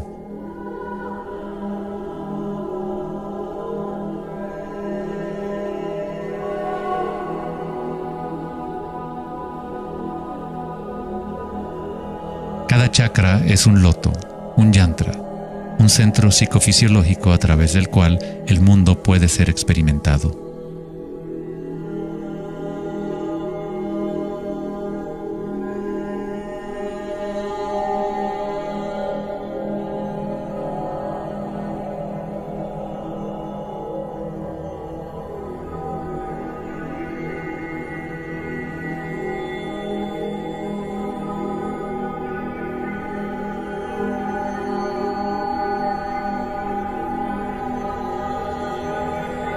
Un yantra tradicional, tal como se puede encontrar en la tradición tibetana, posee valiosas capas de significado, a veces incorporando una cosmología y visión del mundo por completo. El yantra es un patrón en constante evolución que trabaja a través del poder de la repetición o iteración de un ciclo. El poder del yantra está casi perdido en el mundo de hoy, ya que buscamos significado solo en la forma externa y no lo conectamos a nuestras energías internas a través de la intención.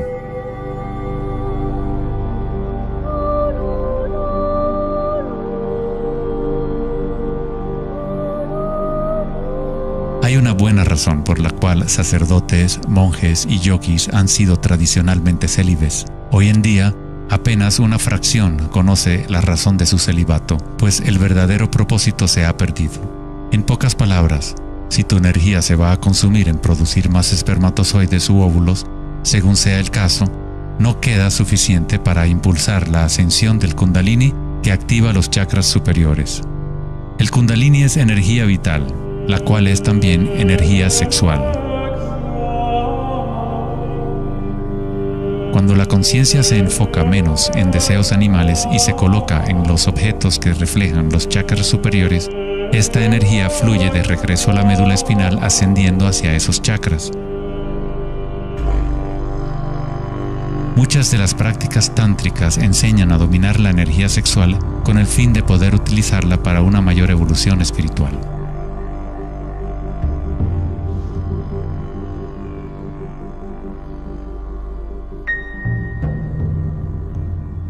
Tu estado de conciencia crea las condiciones adecuadas para que tu energía pueda crecer. Entrar en un estado de conciencia no requiere de tiempo.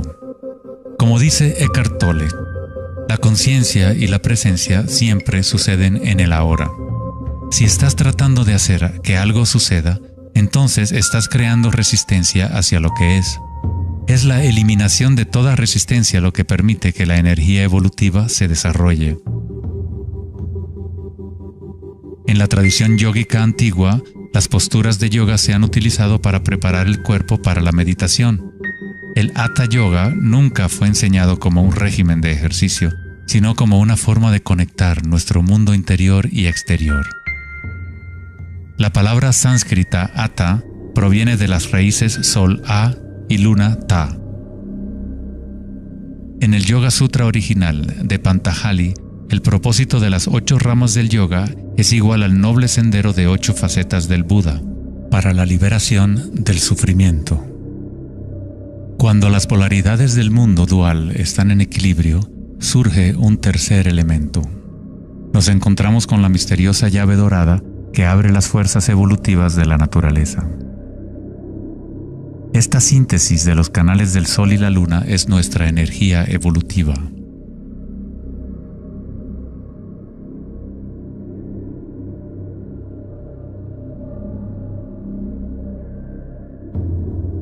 Puesto que ahora los seres humanos se identifican casi exclusivamente con sus pensamientos y con el mundo exterior, es en raras ocasiones que un individuo logra el equilibrio entre las fuerzas internas y externas, lo que permite el despertar natural del Kundalini.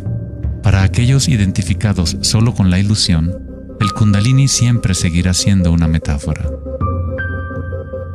Una idea en vez de una experiencia directa de la energía y la conciencia propias.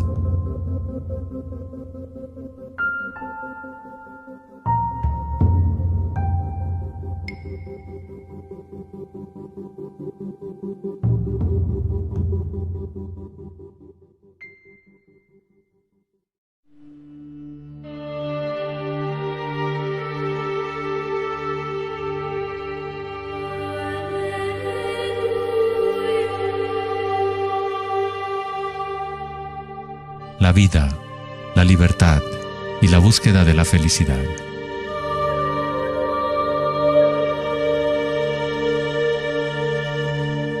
Vivimos nuestras vidas buscando la felicidad allá afuera, como si fuera una mercancía. Nos hemos convertido en esclavos de nuestros propios deseos y anhelos. La felicidad no es algo que pueda ser perseguido o comprado como un traje barato. Esto es Maya, ilusión, el juego interminable de la forma. En la tradición budista, samsara, o el ciclo interminable del sufrimiento, se perpetúa por el deseo de placer y la aversión al dolor. Freud se refirió a esto como el principio del placer. Todo lo que hacemos es un intento de crear placer para obtener algo que deseamos o para evitar algo que no es deseable, que no queremos. Incluso un organismo simple como el paramecio hace esto. Esto se llama respuesta al estímulo.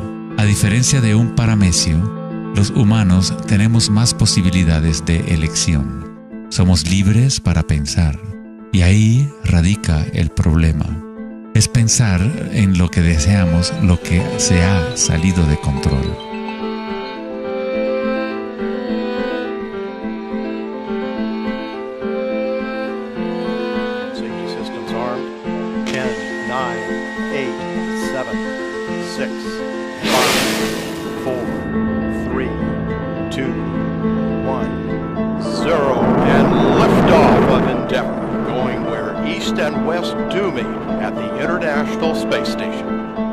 El dilema de la sociedad moderna es que tratamos de entender el mundo no en términos de conciencia interna arcaica, sino cuantificando y calificando lo que percibimos como el mundo externo, a través de medios científicos y mentales.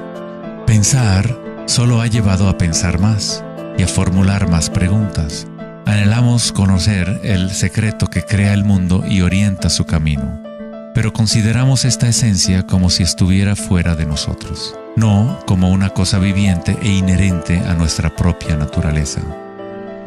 Fue el famoso psiquiatra Carl Jung quien dijo: aquel que mira hacia afuera sueña, aquel que mira hacia adentro despierta. No tiene nada de malo desear estar despierto, ser feliz. Lo que está mal es buscar la felicidad fuera cuando solo se puede encontrar en nuestro interior.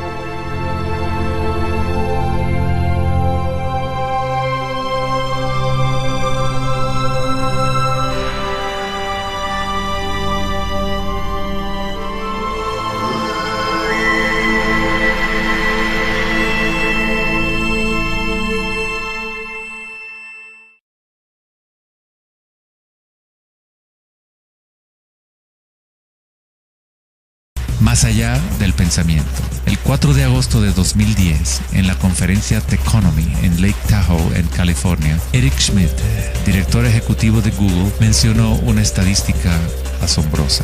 Cada 2 días creamos la misma cantidad de información que hemos creado desde los albores de la civilización hasta el año 2003. Es algo así como 5 exabytes de datos. Nunca en la historia de la humanidad hemos usado tanto la mente y nunca había habido tanta confusión en el planeta. ¿Podría ser que cada vez que pensamos en una solución a un problema, creamos 2 problemas más? ¿De qué sirve pensar tanto si no conduce a una mayor felicidad? ¿Somos más felices? ¿Más ecuánimes? ¿Más alegres como resultado de tanto pensar? O quizás nos aísla, nos desconecta de una experiencia más profunda y más significativa de la vida.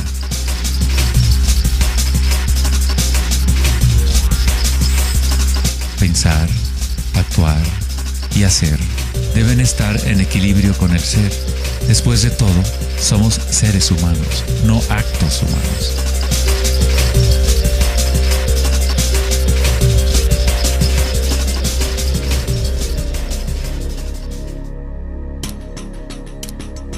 Queremos un cambio y queremos estabilidad al mismo tiempo. Nuestros corazones se han desconectado de la espiral de la vida, de la ley del cambio, mientras nuestras mentes pensantes nos conducen hacia la estabilidad, la seguridad y la pacificación de los sentidos. Con una fascinación morbosa, observamos asesinatos, tsunamis, terremotos y guerras. Constantemente tratamos de ocupar nuestra mente, llenándola de información. Programas de televisión transmitiendo de cada dispositivo imaginable, juegos y rompecabezas, mensajes de texto y todas las trivialidades posibles. Nos dejamos fascinar con la corriente infinita de nuevas imágenes, nuevas informaciones, nuevas formas de provocar y pacificar nuestros sentidos. los momentos de reflexión interior, nuestro corazón nos dirá que hay algo más en la vida que nuestra realidad actual, que vivimos en un mundo de espíritus hambrientos, siempre anhelando más y nunca satisfechos.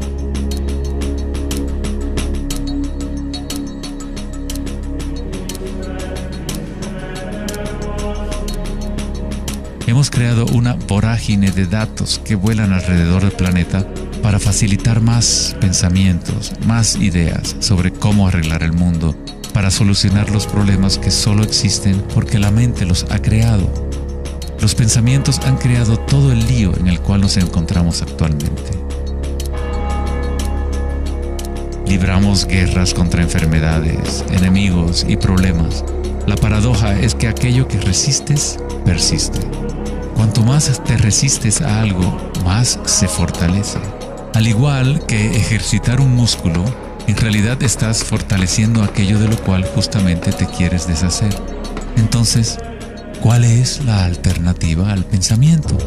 ¿Qué otros mecanismos pueden utilizar los seres humanos para existir en este planeta?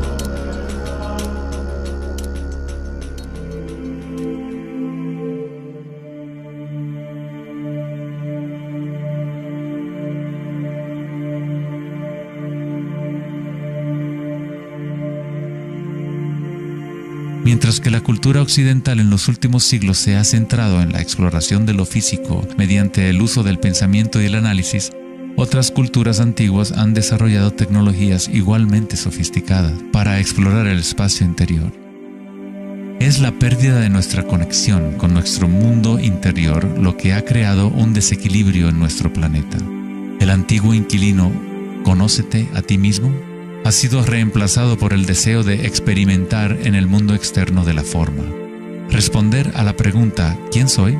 No es simplemente una cuestión de describir lo que está en tu tarjeta de presentación.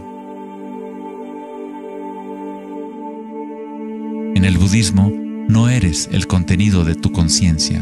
No eres apenas una colección de pensamientos o ideas, porque detrás de los pensamientos está aquel que está siendo testigo de los pensamientos.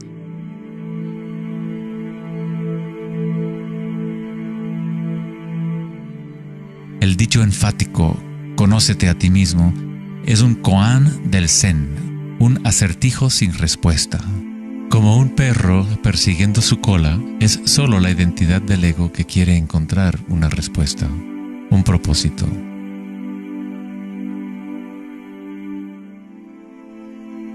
La verdad de lo que eres no necesita una respuesta, pues todas las preguntas fueron creadas por la mente egoica.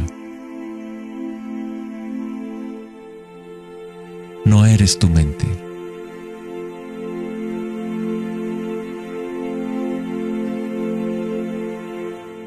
La verdad no yace en más respuestas, sino en menos preguntas.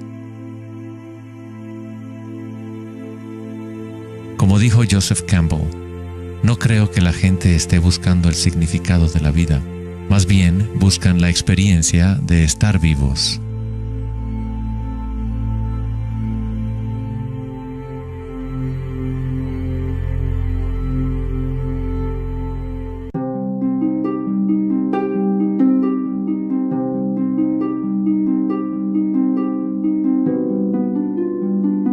Cuando al Buda le preguntaron, ¿qué eres?, simplemente dijo, estoy despierto.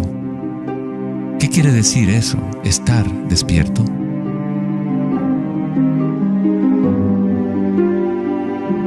El Buda no dice exactamente qué es, porque el florecimiento de cada vida individual es diferente, pero sí dice algo, es el fin del sufrimiento.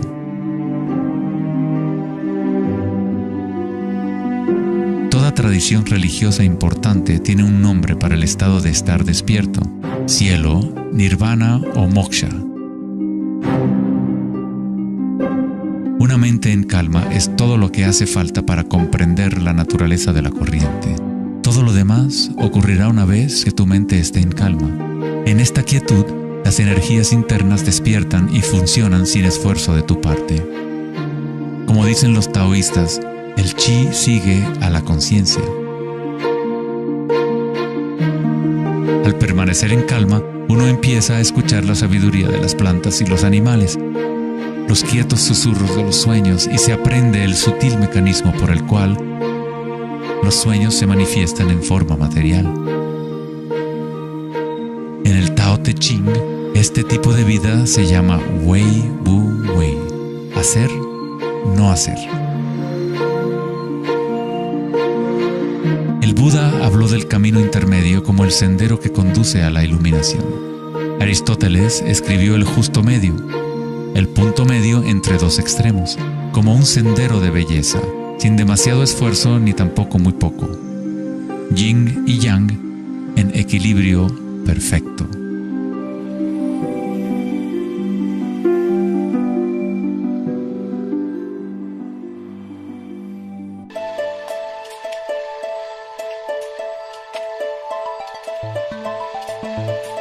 La noción de Vedanta sobre Maya, o la ilusión, es que no experimentamos el medio ambiente en sí, sino una proyección creada por los pensamientos.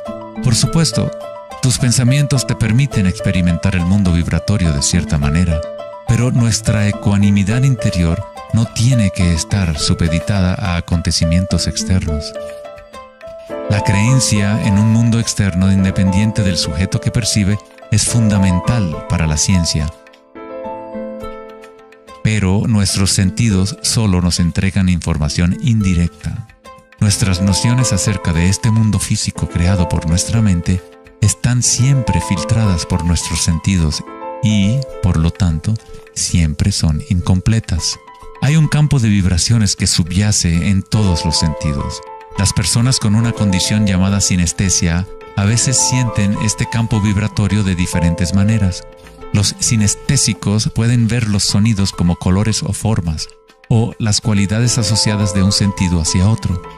La sinestesia se refiere a una síntesis o amalgama de los sentidos. Los chakras y los sentidos son como un prisma que filtra una serie de vibraciones. Todas las cosas del universo están vibrando a diferentes velocidades y frecuencias. El ojo de Horus se compone de 6 símbolos. Cada uno representa uno de los sentidos. Al igual que el sistema védico antiguo, el pensamiento se considera un sentido.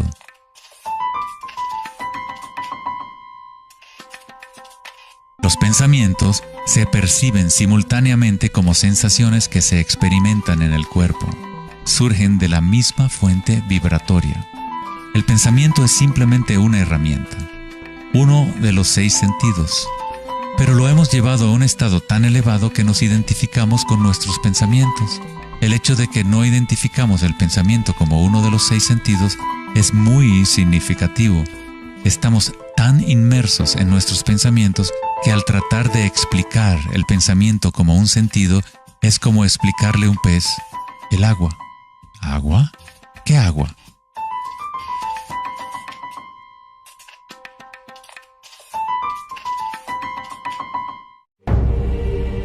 En las Upanishads se dice, no lo que el ojo puede ver, sino mediante lo cual puede ver el ojo. Toma conciencia de eso para ser Brahma, el Eterno, y no lo que la gente aquí adora. No lo que el oído puede escuchar, sino mediante lo cual puede escuchar el oído. Toma conciencia de eso para ser Brahma, el Eterno, y no lo que la gente aquí adora.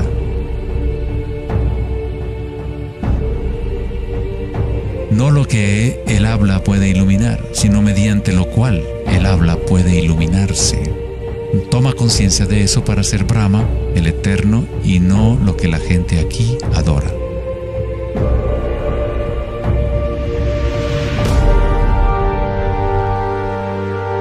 No lo que la mente puede pensar, sino por lo cual la mente puede pensar.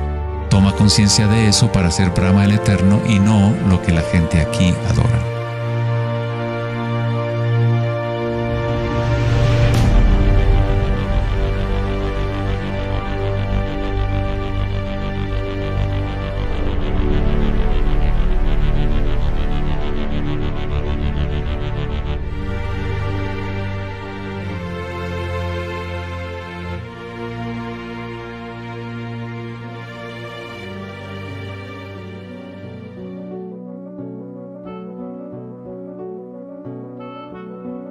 la última década, grandes avances se han llevado a cabo en el ámbito de la investigación cerebral.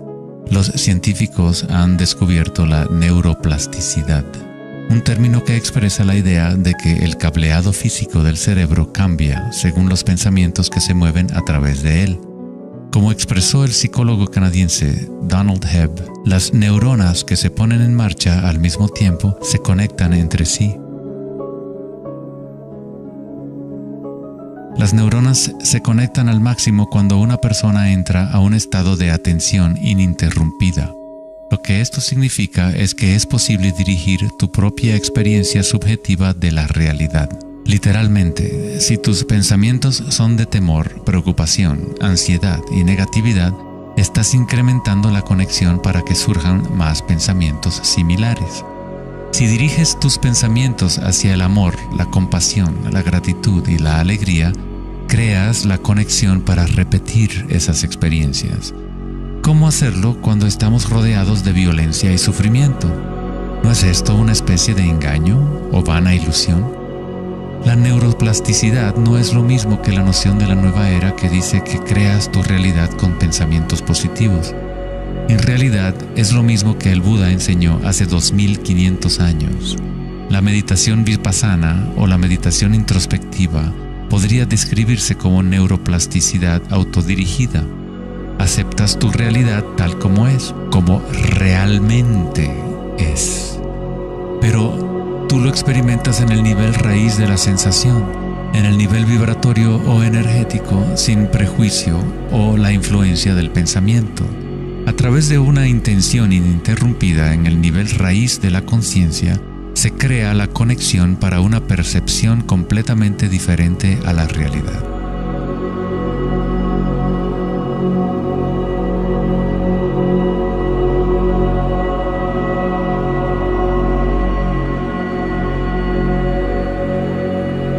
La mayor parte del tiempo lo entendemos al revés.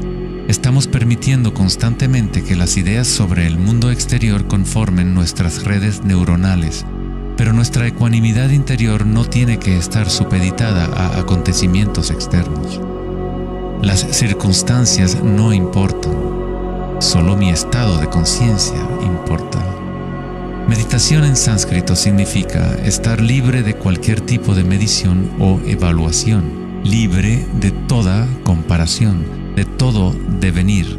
No estás tratando de convertirte en algo más, estás de acuerdo con lo que es. La forma de superar el sufrimiento del reino físico es aceptándolo por completo, decirle que sí a todo para que se convierta en parte tuya en vez de tú ser parte de eso.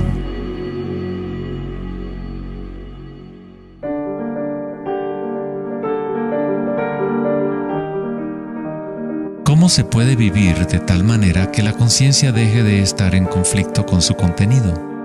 ¿Cómo puede uno vaciar el corazón de las ambiciones mezquinas? Debe haber una revolución total en la conciencia, un cambio radical en la orientación del mundo exterior al interior. No es una revolución provocada solo por la voluntad o el esfuerzo, sino también por la entrega total, la aceptación de la realidad tal como es. Solamente desde el corazón podemos tocar el cielo. Rumi. La imagen del corazón abierto de Cristo transmite de forma poderosa la idea de que uno debe abrirse al dolor. Uno debe aceptar todo si desea permanecer abierto a la fuente de la evolución. Esto no significa que te conviertes en un masoquista. No buscas dolor, pero cuando el dolor viene, lo cual inevitablemente ocurre, simplemente aceptas la realidad tal como es en lugar de anhelar otra realidad. Los hawaianos han creído durante mucho tiempo que es a través del corazón que aprendemos la verdad. El corazón tiene su propia inteligencia, tan obvia como la del cerebro. Los egipcios creían que el corazón, y no el cerebro, era la fuente de la sabiduría humana. El corazón era considerado el centro del alma y la personalidad. Era a través del corazón que se expresaba la divinidad, impartiendo conocimientos a los antiguos egipcios sobre su verdadero camino. Este papiro representa la medición del peso del corazón. Era considerado algo bueno pasar la vida después de la muerte con un corazón liviano. Eso significaba que habías tenido una buena vida.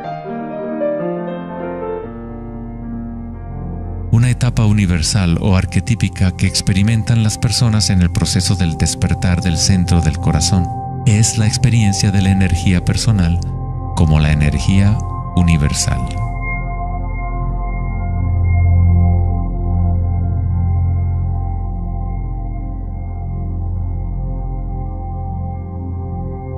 Cuando te permites sentir este amor, ser este amor, cuando conectas tu mundo interior con el mundo exterior, entonces todo es uno. ¿Cómo podemos experimentar la música de las esferas? ¿Cómo se abre el corazón?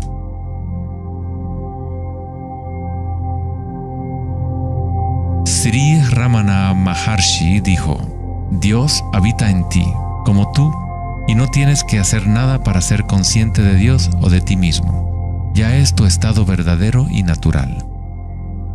Solo abandona toda búsqueda, dirige tu atención hacia adentro y sacrifica tu mente al único ser irradiando en el corazón de tu propio ser. Para que esto sea tu experiencia que vives en el presente, el autoconocimiento es el único camino directo e inmediato.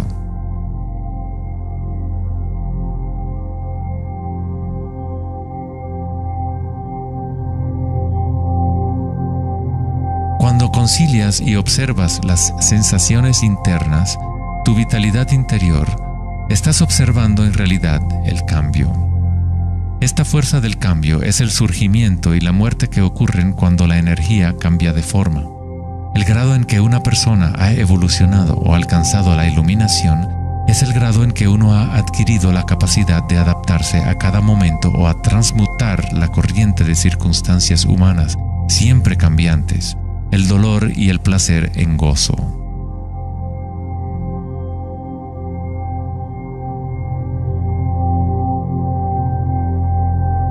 Leo Tolstoy, autor de La Guerra y la Paz, dijo que todo el mundo piensa en cambiar el mundo, pero nadie piensa en cambiarse a sí mismo.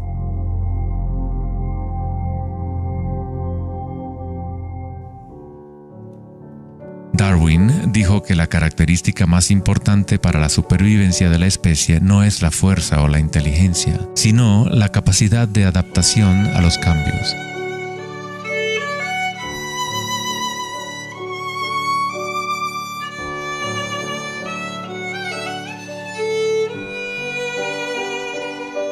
Debemos convertirnos en expertos en adaptación.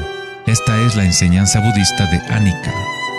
Todo está surgiendo y desapareciendo, cambiando. El cambio es constante. El sufrimiento existe solo porque nos apegamos a una forma particular.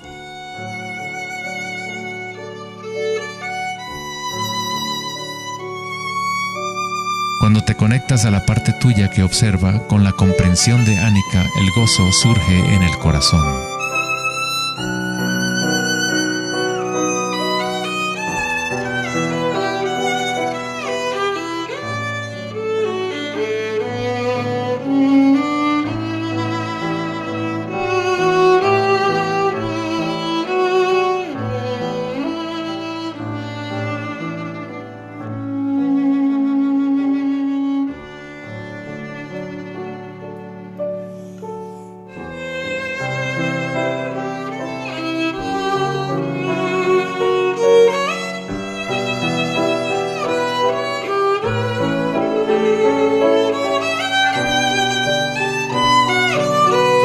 Santos, sabios y yogis a lo largo de la historia han descrito de una manera unánime la unión sagrada que se produce en el corazón, ya sean las obras de San Juan de la Cruz, los poemas de Rumi o las enseñanzas tántricas de la India.